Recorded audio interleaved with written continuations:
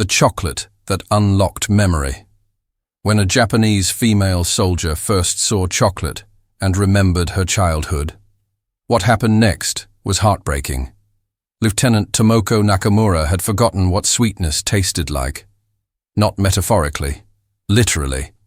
After 4 years of military service, 3 years of war rations, and 7 months as a prisoner in this California camp, her taste buds had recalibrated to expect only the bare minimum: rice, pickled vegetables, weak tea, occasionally some fish. Sugar had become a distant memory, something from childhood, something that might have been a dream rather than reality.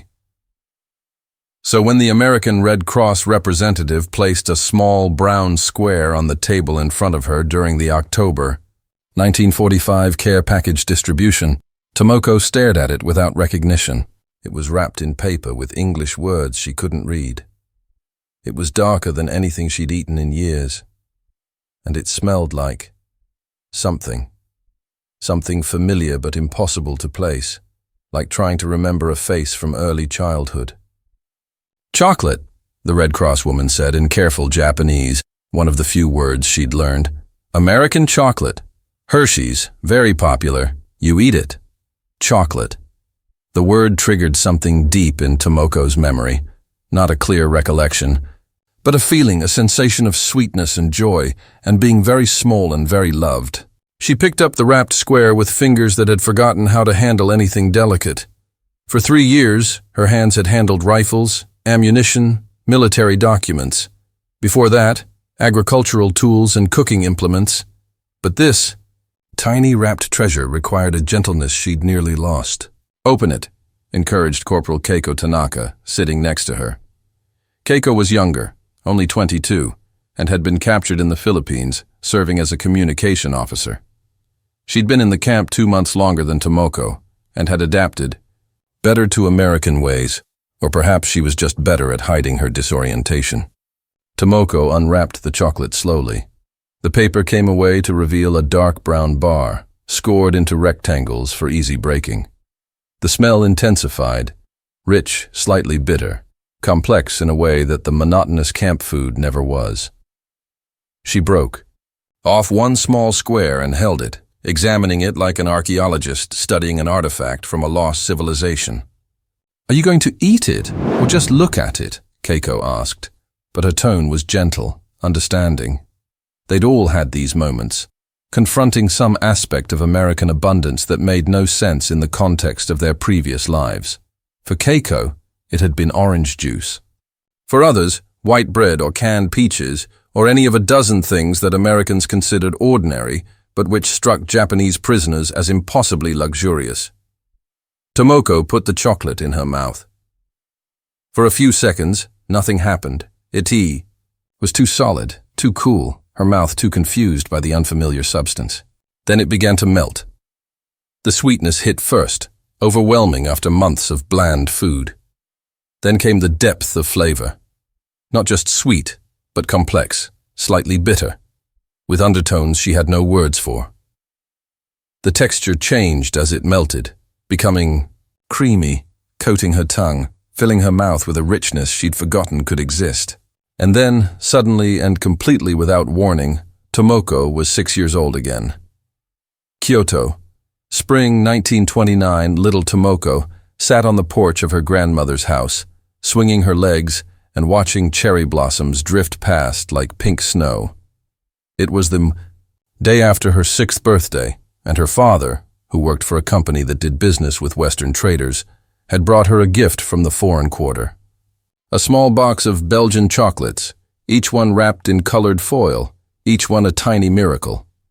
"These are very special," her father had said, kneeling down to her level. "Chocolate is made far away, in countries across the ocean. It costs a lot of money, and we can only have it sometimes. But today is your birthday, so today we celebrate with sweetness." He'd unwrapped one chocolate and given it to her. She'd bitten into it cautiously. She was a cautious child, always had been, and the taste had exploded in her mouth like fireworks. "It's like magic," she'd exclaimed, and her father had laughed, that deep, wonderful laugh she loved, and said, "No, it's like love. Your mother and I love you so much that we wanted your birthday to taste like this.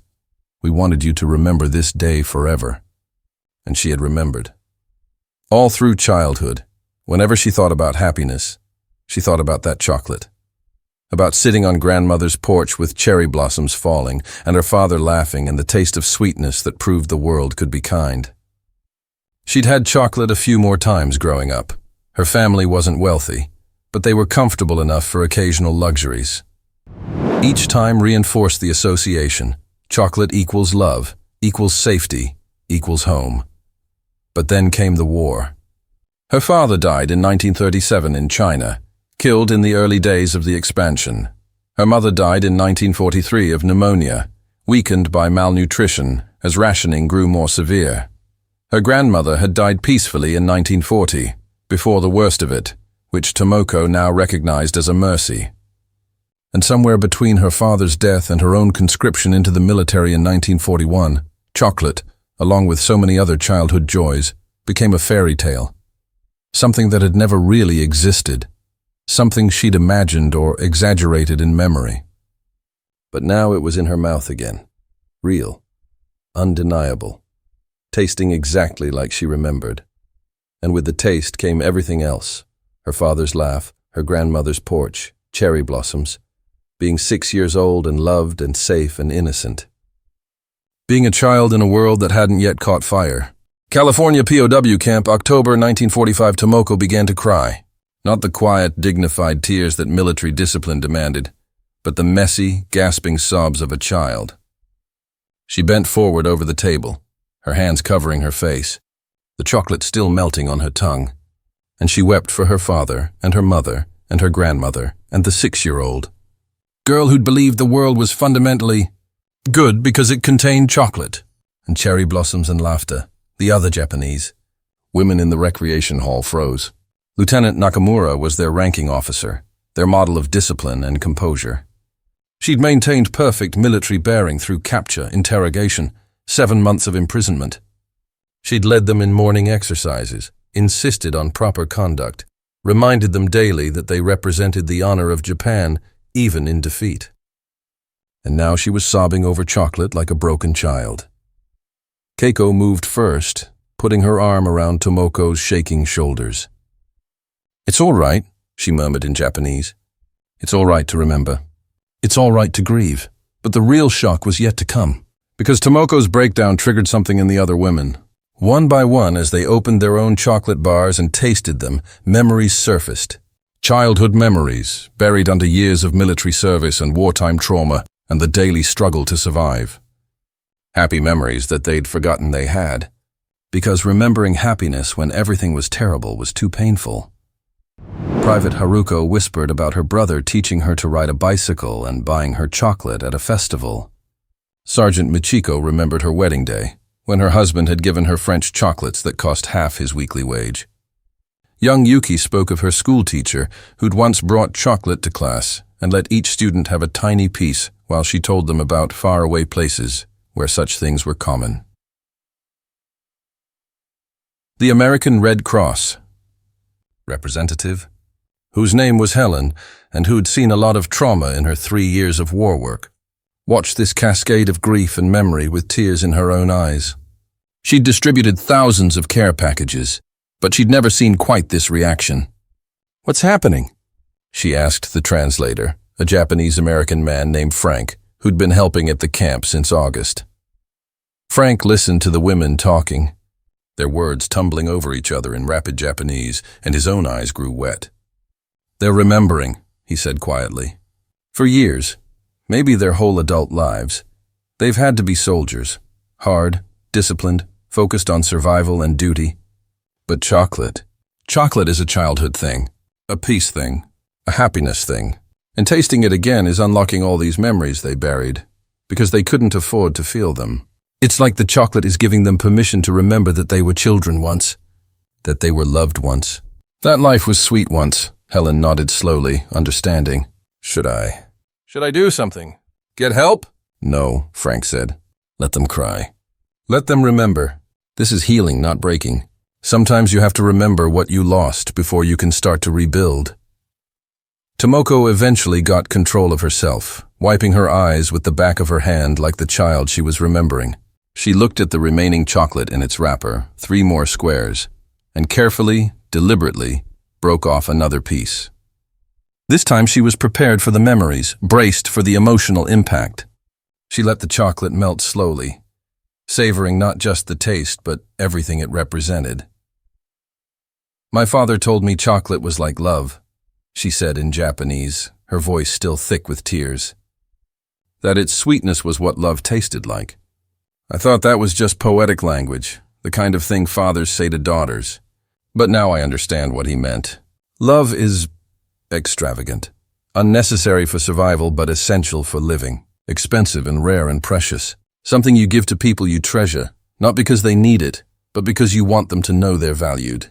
Chocolate doesn't keep you alive, but it reminds you why living matters," Keiko nodded, looking at her own chocolate. "In the military they taught us that such things were weakness, that wanting chocolate or music or beauty was a character flaw. That true strength came from needing nothing, wanting nothing, being able to survive on rice and discipline alone. But that's not strength. That's just existing. That's being a machine, not a human being. And machines don't cry over chocolate," Tomoko added with a bitter laugh. "Machines don't remember being 6 years old on their grandmother's porch. Machines don't miss their dead fathers or mourn lost childhoods. We were taught to be machines. But chocolate," she held up the wrapper. "Chocolate reminds us we're human. And maybe that's why it was forbidden. Not because Japan couldn't afford luxuries, but because luxuries remind people they're individuals with their own desires and memories and feelings. Hard to convince someone to die for the emperor if they're thinking about chocolate and cherry blossoms and everything that makes life worth living." The room fell quiet as the women processed this. It was dangerous thinking. Still, even now, even in an American prison camp where Japan's defeat was absolute. Questioning the military ideology they'd served under felt like betraying everyone who died for it. But the chocolate sat on their tongues, undeniable proof that something in their training had been wrong. Because this sweetness, this memory, this human connection to joy and love and childhood, it wasn't weakness. It was what made life worth fighting for in the first place. Private Helen, the Red Cross representative, approached Tomoko's table carrying a box. "There's more," she said through Frank's translation. "Enough for everyone to have several bars, and I know this might be difficult, but I wanted to explain something about chocolate in America." Through Frank, Helen told them about Hershey's chocolate, about how it was invented so that ordinary Americans could afford it, about how during the war, American soldiers carried chocolate bars in their rations, not as a luxury, but as standard issue, because the military recognized that morale mattered, that giving soldiers small comforts made them more effective fighters, not weaker ones, about how American children grew up eating chocolate regularly, how it was sold in every store, how it was associated with holidays and celebrations and normal life. "In America," Helen said, "chocolate isn't special occasion food. It's not forbidden or rationed or saved for only the most important days. It's just normal, common, something you can have whenever you want it, if you have a few cents. And that's not because Americans are wasteful or decadent. It's because we believe that ordinary people deserve ordinary pleasures, that working hard should lead to being able to afford small joys, that life should be sweet, not just for the rich or powerful, but for everyone." The contrast was devastating. In Japan, chocolate had been rare even before the war, expensive, foreign, a symbol of Western corruption according to wartime propaganda. During the war, it had disappeared entirely, along with sugar and coffee and anything else that wasn't essential to military victory. The idea that in America chocolate was common, cheap, accessible to everyone including children, it illustrated the fundamental difference between the two societies, more clearly than any lecture about democracy or capitalism could. Things were just starting to look better when Captain Morrison, the camp commander, entered the recreation hall. The women stood automatically, military discipline overriding everything else, but Morrison waved them back down. "At ease, please sit. Enjoy your chocolate. I just wanted to say something." Through Frank, he addressed them. "I know this chocolate is bringing up a lot of emotions. Memories, grief, complicated feelings. That's normal and okay. But I want you to understand something important. This chocolate, these care packages, they're not charity. They're not us being generous to defeated enemies. They're recognition that you're human beings who've been through hell. You served your country as you understood your duty. You survived a brutal war, and now you're waiting to go home to a country that's been devastated. The least we can do is give you chocolate and remind you that sweetness exists. That life can be good again. That the world still has room for joy. He paused, choosing his words carefully. When you go home, and you will go home probably within the next few months, you're going to face immense challenges. Rebuilding, grief, uncertainty, maybe hunger and poverty. But I hope you'll remember this chocolate. I hope you'll remember that America, despite being your enemy, treated you with dignity. That we fed you, housed you, gave you medical care, and yes, gave you chocolate. And I hope you'll tell people about that. Not because we want credit, but because Japan needs to understand something. Prosperity doesn't come from conquest. It comes from systems that create abundance for ordinary people. In America, everyone can have chocolate because we built an economy that produces enough for everyone. That's the model Japan needs to follow as it rebuilds. Not empire, not military expansion, but production, innovation, and systems that ensure ordinary people can afford ordinary joys, like chocolate. After Morrison left, the women sat with their chocolate and their thoughts. Some ate theirs immediately, savoring each piece. Others wrapped theirs carefully, saving it for later, or perhaps saving it as a talisman. Proof that this moment had been real, that they'd tasted sweetness in the darkness. Tomoko did both, eating one more square and saving the rest in her footlocker, wrapped in cloth to protect it. That evening, back in the barracks, Tomoko lay in her bunk thinking about her father. About that day on grandmother's porch. About his words. We wanted your birthday to taste like this. We wanted you to remember this day forever. And she had remembered. Through war and death and defeat and captivity, she'd remembered. The chocolate had been buried in her memory like a seed in winter soil. And today it had sprouted, bringing with it everything she'd thought was lost forever. The chocolate became a phenomenon in the camp. Word spread among the Japanese prisoners about the emotional reactions, and soon every woman wanted to try it, to see if it would unlock their own buried memories. The American administrators, recognizing something significant was happening, arranged for additional chocolate to be included in the regular rations. Not much, just a small bar per week, but enough to make it an anticipated event rather than a one-time experience. For Tomoko, the weekly chocolate became a ritual. Every Thursday afternoon, when the rations were distributed, she would take her bar back to her bunk, sit quietly, and allow herself 15 minutes to remember. To be 6 years old again, to hear her father's laugh, to feel her grandmother's hand stroking her hair, to exist, briefly, in a time before war and death and everything that had been lost. But the real shock was yet to come. Because 3 weeks after that first chocolate distribution, Tomoko received a letter. Letters were rare. The mail system between occupied Japan and America was still chaotic, and many families had been displaced or killed. But this letter had found her, forwarded through Red Cross channels, and it bore familiar handwriting that made Tomoko's hands shake as she opened it. It was from her aunt, her mother's younger sister, Aunt Hana, who Tomoko had assumed was dead. The letter was dated September 15th, written a month earlier, but only now reaching California. Tomoko read it with tears streaming down her face. My dear Tomoko, I pray this letter finds you alive and well. I learned through the Red Cross that you are imprisoned in America, which means you survived the war. I wept with joy at this news. So many did not survive. I am writing from Hiroshima, or what remains of it. I know you have heard about the bomb. I was visiting a friend in the countryside when it happened, so I survived. But when I returned, Tomoko, there are no words. The city is gone. Everything is gone. I have been helping with relief efforts, but there are so few of us and so many who need help. Your cousin Sakura, do you remember her? My daughter, 2 years younger than you. She survived. She was at school outside the city when the bomb fell. She is 12 years old now and has no home, no father, he was killed in the Pacific, and a mother who is struggling to feed her. We are living in a shelter with 40 other families. We have rice twice a day if we are lucky. There is no sugar, no meat, no vegetables except what we can scavenge. Many children are sick. Some are dying. I write this not to burden you, but because I want you to know that we are alive, that family still exists, and that when you come home, whenever that is, you will not be alone. Also, Sakura asks about you often. She remembers the summer you came to visit when you were both small.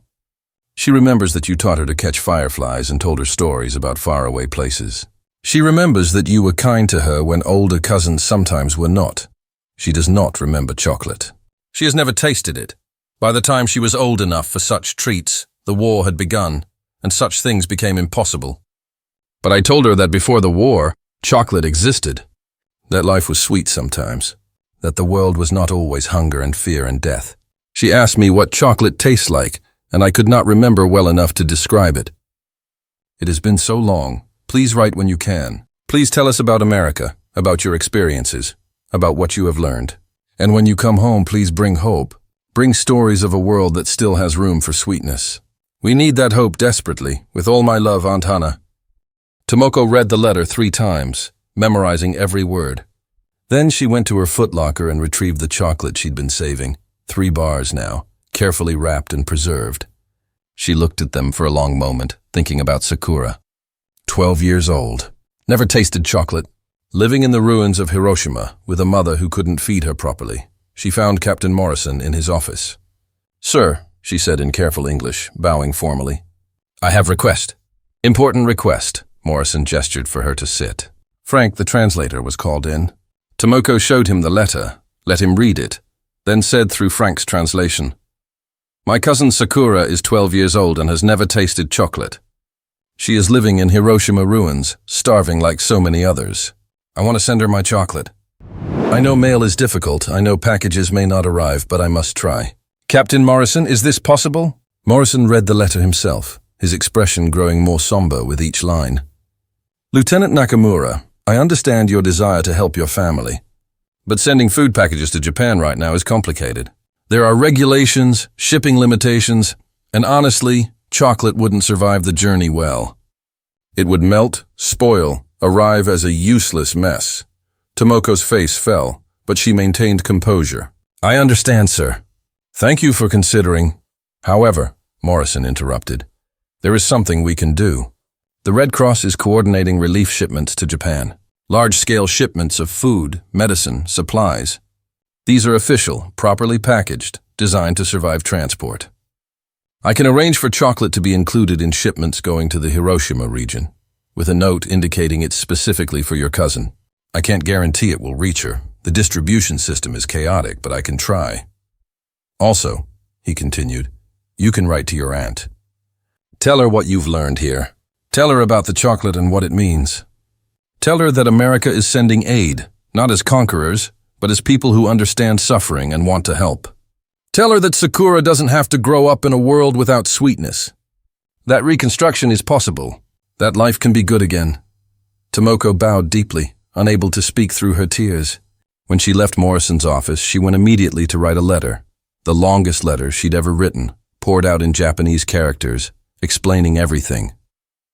The chocolate, the memories, the taste of her father's love preserved in cocoa and sugar, the American abundance she'd witnessed, the realization that Japan's wartime ideology had been wrong, the hope that reconstruction could bring not just survival but actual joy, actual sweetness, actual chocolate for children like Sakura. "Dear Aunt Hannah and Sakura, I received your letter and wept for hours. I am so grateful you survived, so heartbroken about the destruction you describe. I wish I could come home immediately and help, but repatriation takes time. For now, all I can offer is words and hope, and the story of chocolate." 3 weeks ago, the Americans gave us chocolate, real chocolate, American chocolate, the kind I tasted once when Father brought it home for my birthday. Aunt Hannah, you remember that day. You were there, younger than Sakura is now, and Father gave you a piece too. You said it tasted like happiness. When I tasted it again after so many years, I broke down completely. I cried like I haven't cried since Mother died, because the chocolate brought back everything. Father's laugh, grandmother's porch, cherry blossoms, being 6 years old and believing the world was good. All the memories I'd buried because they were too painful to carry while trying to survive. But here is what I've learned, Aunt Hannah, and what I want Sakura to know. The chocolate exists. It's real. In America, children eat it regularly, not as a rare luxury, but as a normal part of life. The Americans didn't conquer us because they were more brutal or more willing to sacrifice. They conquered us because they built a society where even children could have chocolate, where ordinary people could have extraordinary things, where prosperity came from production and innovation, not from taking from others. We were told that American abundance was weakness, that their comfort made them soft. But they were strong enough to defeat us while still having chocolate for children. Strong enough to win the war and still treat prisoners with dignity. Strong enough to be generous even to enemies. Captain Morrison, the commander here, has arranged to include chocolate in aid shipments to Hiroshima. He said he cannot guarantee it will reach you, but he will try. And Sakura, when it does reach you, if it does, I want you to eat it slowly. Let it melt on your tongue. And I want you to imagine a future Japan where chocolate isn't impossible, where children don't have to grow up never knowing sweetness, where reconstruction brings not just survival, but actual joy. I know this seems impossible right now. I know Hiroshima is ruins and food is scarce and death is everywhere. But chocolate seemed impossible too, and yet I'm eating it. So please hold on to hope. Believe that sweetness can return. Believe that life can be more than just suffering and survival. I will come home as soon as I can. And when I do, I will bring chocolate if possible. But more importantly, I will bring what I've learned here, that prosperity is possible, that peace is better than war, that investing in children's joy is not weakness, but wisdom. These lessons cost Japan everything to learn. Let's not waste them. I love you both. Tell Sakura that her cousin remembers her. Tell her that I still remember catching fireflies with her that summer, and that someday we will catch fireflies again in a Japan that has rebuilt itself into something better. With all my love, Tomoko. She gave the letter to the mail officer, along with her saved chocolate bars to be included if possible in shipments. Then she returned to the barracks and lay on her bunk, feeling lighter somehow. As if sharing the chocolate, or at least the promise of chocolate, had lifted some of the weight she'd been carrying. That evening, the weekly discussion group in the barracks took on a different tone. Usually they talked about their experiences, their fears about returning home, their grief over what had been lost. But tonight, Tomoko shared her aunt's letter and her own response, and it sparked a new kind of conversation. "My nephew is 7, said Sergeant Michiko. He's in Osaka with my sister. I don't even know if they're alive. I haven't heard from them since before surrender. But if they are alive, if he survived, he's growing up in rubble and hunger. He's never had chocolate, never had any of the things I had as a child. He's growing up thinking this." She gestured around the sparse barracks. "This is normal. That life is just hardship and scarcity and making do. So we have to show them different," Tomoko said. "When we go home, we have to tell them about the chocolate, about American abundance, not to make them feel worse about what they don't have, but to show them what's possible, to prove that the ideology that told us suffering was virtue was wrong, that Japan can rebuild into something better. But how?" asked young Yuki, who at 19 was the youngest prisoner in their barracks. "We're going home to ruins, to hunger, to a country that lost everything. How do we rebuild into a country where children can have chocolate when we can't even feed people rice?" "We start by accepting help," Tomoko replied. "America is offering aid, food, supplies, assistance with reconstruction. The old ideology would say accepting help from enemies is shameful, that we should suffer alone rather than accept charity from those who defeated us. But that thinking is what destroyed us in the first place. Pride that prevented asking for help, ideology that valued honor over children's bellies. Militarism that chose guns over butter, or in this case, guns over chocolate." Keiko spoke up, her voice thoughtful. "You know what's interesting? The Americans could have starved us, could have treated us brutally, used us for labor, punished us for Japan's crimes. Instead, they feed us adequately, house us decently, give us medical care, and provide chocolate as if our emotional well-being matters. Not because they have to. The Geneva Convention requires minimum standards, but chocolate isn't required. They do it because they believe even enemies deserve to be treated humanely. That's a kind of strength we never understood. The strength to be generous when you could be cruel. The strength to feed those who fought against you. And that's the lesson we need to take home," Tomoko said. "That true strength isn't about how much you can endure or how much you can sacrifice. True strength is about how much you can build, how much you can create, how much abundance you can generate that even your enemies end up eating chocolate in your prison camps. Things were just starting to look better when Private Helen, the Red Cross representative, returned with unexpected news. Lieutenant Nakamura, Captain Morrison asked me to tell you something. The Red Cross shipment to Hiroshima is departing next week. We've included 40 pounds of chocolate specifically designated for children in the Hiroshima shelters. It won't solve the food shortage, obviously. It's just chocolate, not real nutrition. But we thought children who survived the atomic bomb deserve something sweet. Deserve to know the world still has room for joy. Your story helped convince the Red Cross board to include it. Tomoko stood and bowed deeply.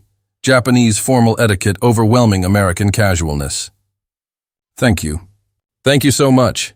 This means everything. Thank your father, Helen said softly through Frank's translation. The story you told about him giving you chocolate for your birthday, saying it was what love tastes like, that story made me cry. Made everyone cry. And we thought, maybe that's what post-war reconstruction should taste like. Not just survival, but love. Not just adequate nutrition, but sweetness that reminds children they're cherished. Your father was right. Chocolate is what love tastes like. So we're sending love to Hiroshima, to Osaka, to Tokyo, to all the Japanese children who've forgotten what love tastes like. That night, Tomoko couldn't sleep. She lay in her bunk thinking about Sakura, somewhere in Hiroshima ruins, and about chocolate making its way across the Pacific. She thought about her father and that day on grandmother's porch. She thought about the chain of causation that had led from that moment to this one. A 6-year-old girl tasting chocolate.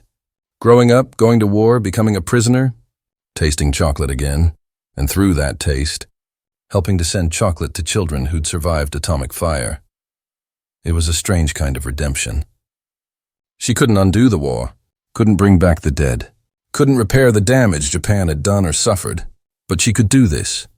Remember her father's words about love and sweetness, and pass them forward to children who desperately needed to know that the world could still be kind. In the darkness, Keiko's voice came from the bunk below. Tomoko! Are you awake? Yes. I've been thinking about what you said earlier, about teaching children that life can be sweet. I don't have children, never married, too focused on my career in the military. But I have students back home.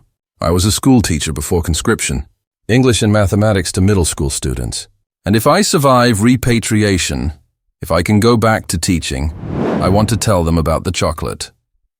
Want to teach them that learning, growing, building, that these create the kind of prosperity where everyone can have chocolate. Want them to understand that education leads to innovation. Innovation leads to production. Production leads to abundance. And abundance means chocolate for everyone. Not just the elite. That's good, Tomoko murmured.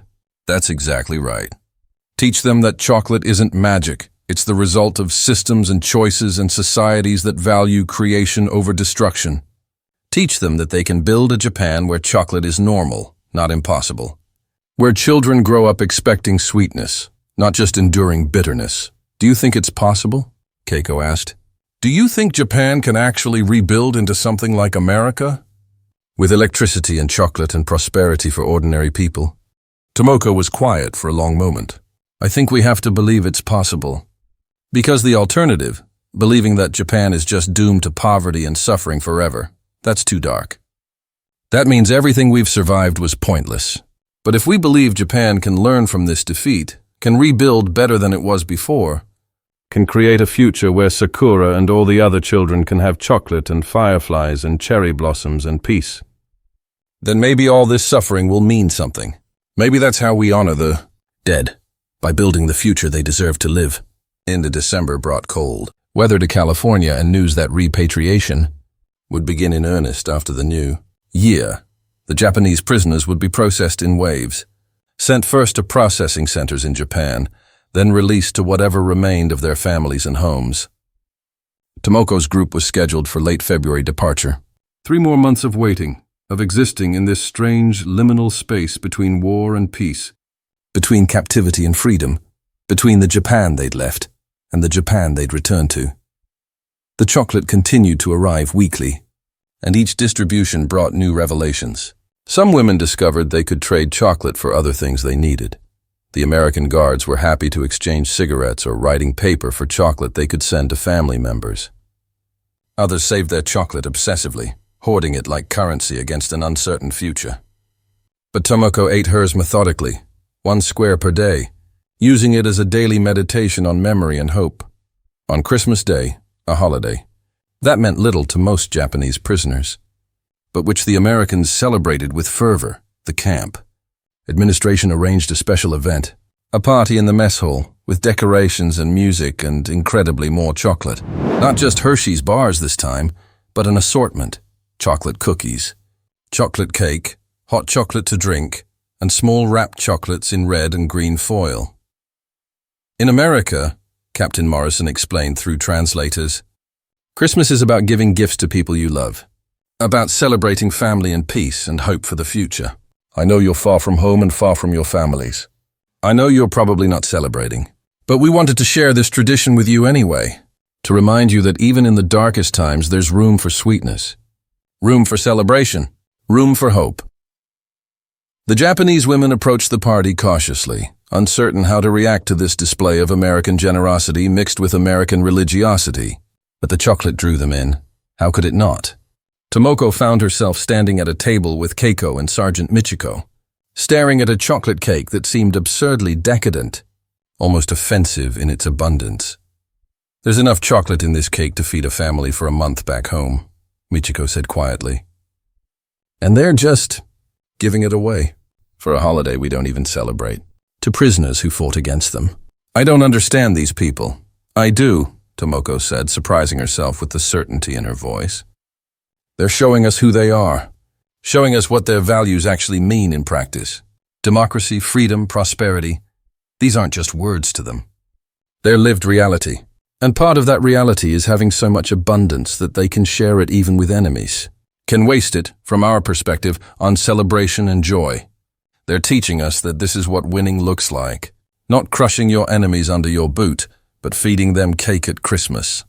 She cut herself a slice of cake, the chocolate frosting dark and glossy, and took a bite. The sweetness was almost overwhelming, richer than the Hershey's bars, more complex, layered with flavors she couldn't identify. And suddenly she was crying again, but this time she was also laughing. It's too much, she said through tears and laughter. It's absurd. It's wonderful. It's everything we were told was wrong with America. The waste, the excess, the decadence, and it's beautiful. Because this cake represents a society that has enough. Enough that they can make art out of food. Enough that they can celebrate beauty and pleasure and joy without fear that such indulgence will weaken them. We were taught that austerity made us strong, but they're proving that abundance is the real strength. But the real shock was yet to come, because after the cake and cookies were consumed, after the hot chocolate was drunk and marveled over, Captain Morrison stood up to make an announcement. Ladies, I have news. Good news, I hope. The Red Cross has confirmed that the chocolate shipment reached Hiroshima last week. It was distributed to shelter children, including, he paused, looking at Tomoko, including specifically to a girl named Sakura Matsumoto, age 12, who received a special package with a note from her cousin. Tomoko's knees buckled. Keiko caught her, held her up, while Morrison continued. We received a message through Red Cross channels. Your aunt wants you to know that Sakura cried when she tasted the chocolate. That she said it was the first time she'd tasted anything sweet in 3 years. That she saved half of it to share with her mother. And that she wants you to know she's remembering how to hope. The room erupted in applause. American guards and Japanese prisoners together, united in this moment of simple human joy. Tomoko couldn't speak, couldn't move, could only cry and grip Keiko's hand while the reality sank in. Across the Pacific, in the ruins of Hiroshima, a 12-year-old girl was tasting chocolate and remembering hope. The connection between them, between Tomoko and Sakura, between past and future, between destruction and rebuilding, it was made of chocolate. Made of sweetness. Made of the taste of love that Tomoko's father had tried to teach her 23 years ago. That night, Tomoko wrote another letter.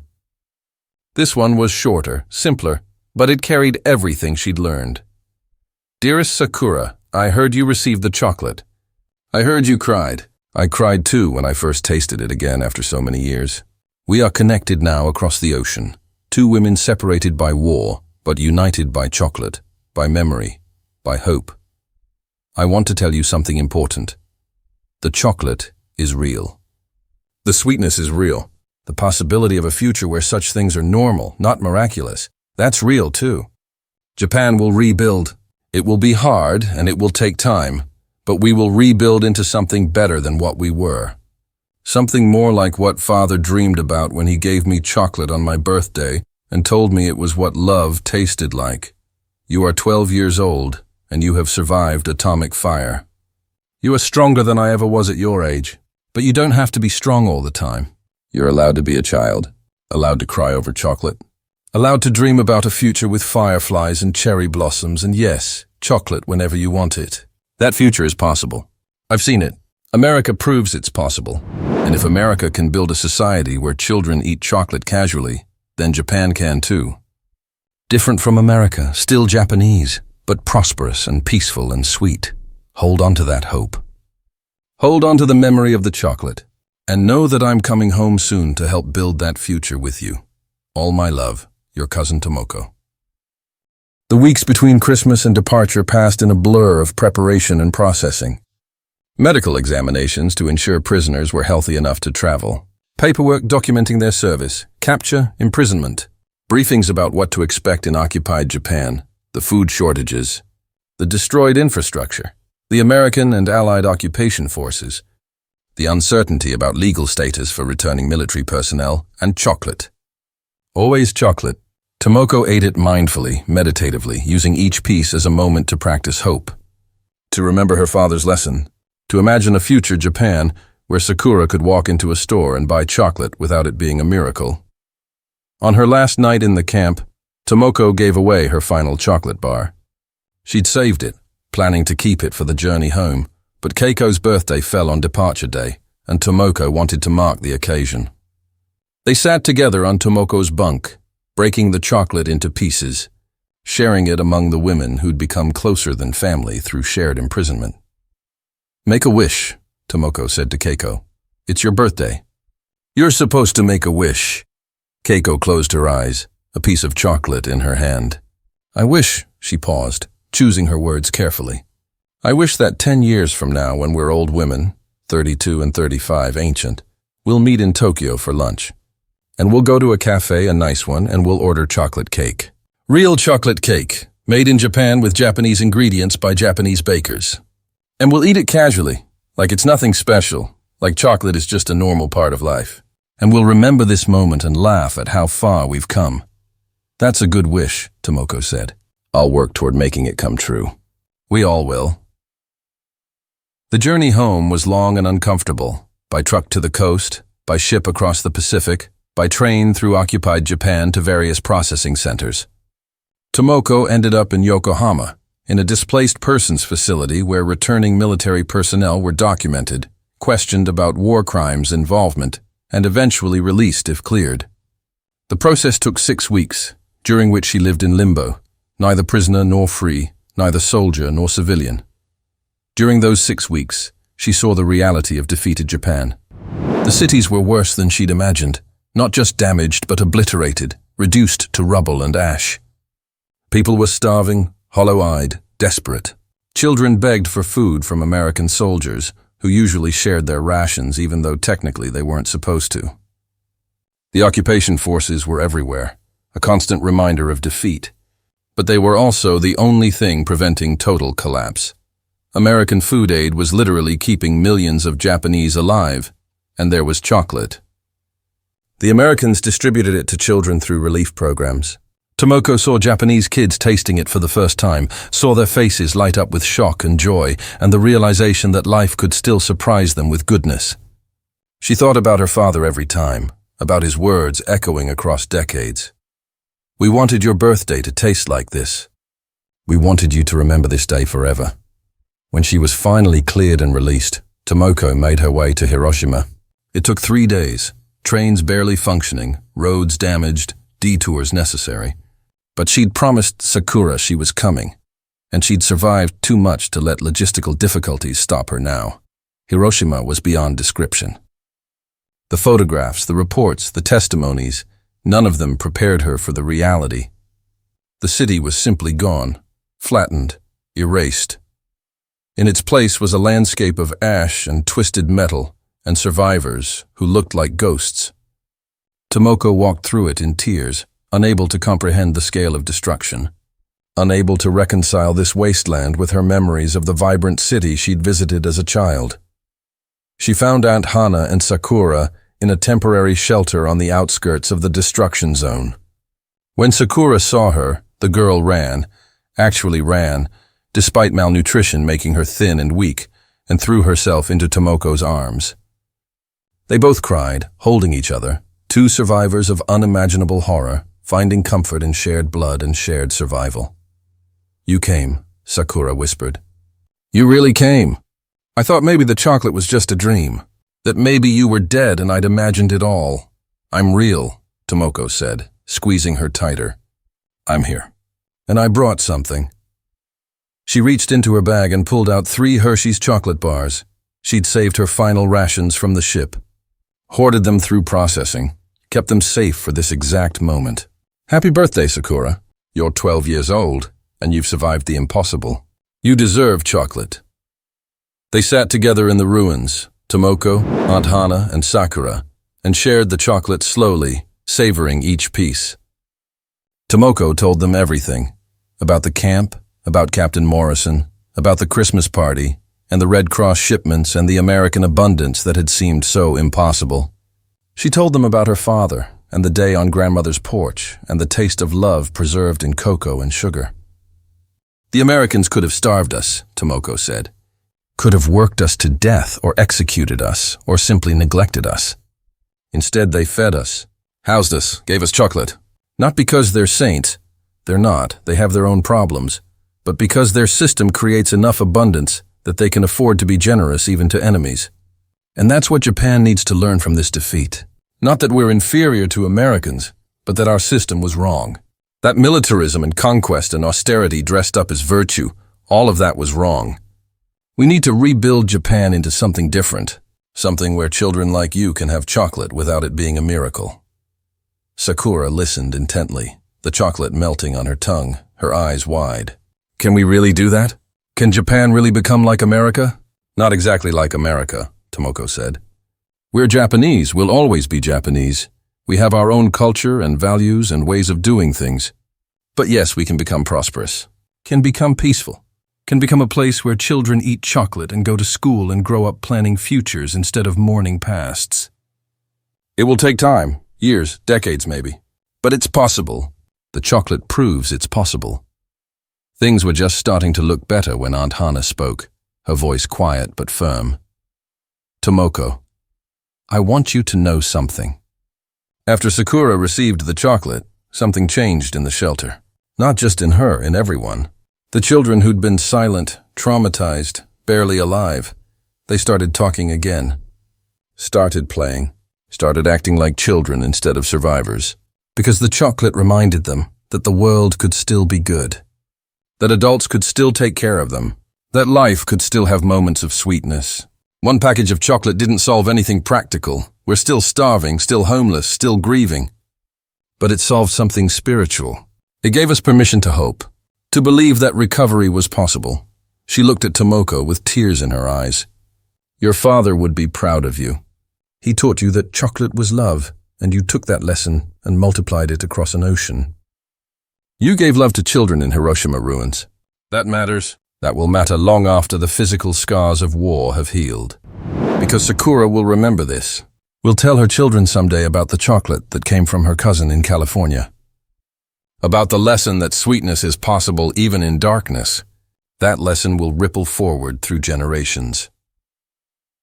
Tomoko stayed in Hiroshima for 2 weeks, helping at the shelter, working with relief agencies, doing what she could with her nursing skills. Then she moved to Tokyo, where jobs were more available, where reconstruction was happening faster. She found work at a hospital treating returning soldiers and civilians suffering from malnutrition and disease. She told everyone who would listen about the chocolate, about American abundance, about the lessons Japan needed to learn. Most people didn't want to hear it.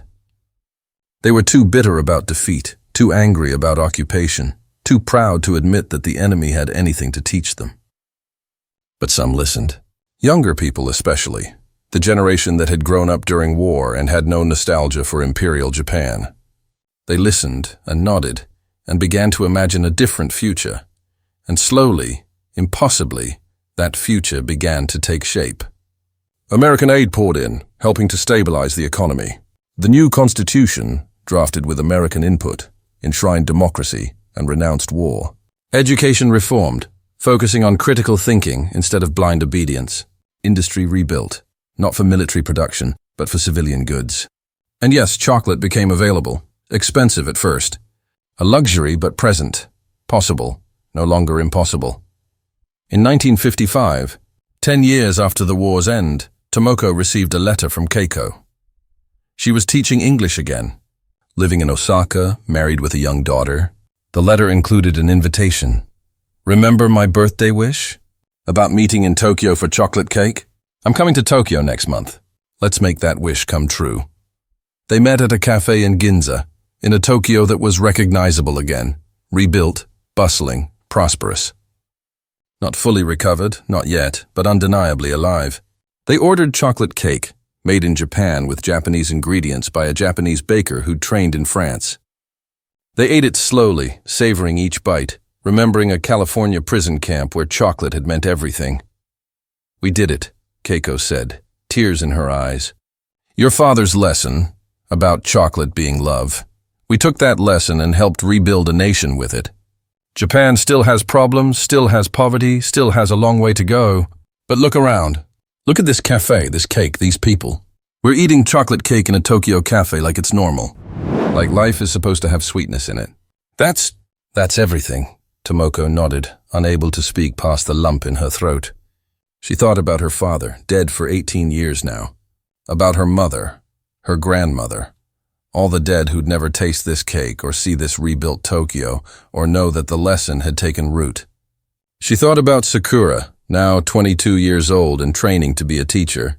About all the children who'd survived atomic fire and learned that the world could still be sweet. And she thought about chocolate. Simple, ordinary chocolate, and how it had become the thread connecting past to future. Destruction to rebuilding, despair to hope. Her father had been right. Chocolate was what love tasted like. And sometimes when you had enough love, you could rebuild an entire world. 50 years later, in 1995, Tomoko Nakamura died at age 76 in Tokyo. She'd lived to see Japan become an economic powerhouse, a democracy, a peaceful nation that had learned from its mistakes. She'd lived to see chocolate become so common that children ate it without thinking twice, without knowing it had ever been impossible. She'd lived to see Sakura raise 2 children who'd never known war, never known starvation, never known a world without sweetness. At her funeral, Sakura placed a Hershey's chocolate bar in the casket, the same kind Tomoko had brought her in 1946, and she told the mourners the story her cousin had told her, about a father who taught his daughter that chocolate was love, about a prisoner who tasted that chocolate again and remembered, about a nation that rebuilt itself on the foundation of lessons learned from sweetness in darkness. She taught me, Sakura said, that hope tastes like chocolate, that reconstruction starts with believing sweetness is possible, that love can survive war and death and atomic fire if you preserve it the right way. Her father preserved it in memory. She preserved it across an ocean, and I'm preserving it in this story so that my grandchildren will know. Japan fell into darkness, but we chose to climb back toward light. And chocolate, simple, ordinary, wonderful chocolate, showed us the way. The chocolate bar was buried with Tomoko. But the lesson lived on, passed down through generations, a reminder that even in the darkest times, sweetness is possible. That love can taste like cocoa and sugar. That rebuilding a nation starts with remembering what makes life worth living, and that sometimes the most profound truths come wrapped in brown paper with English words you can barely read, waiting to unlock everything you'd forgotten you knew about hope.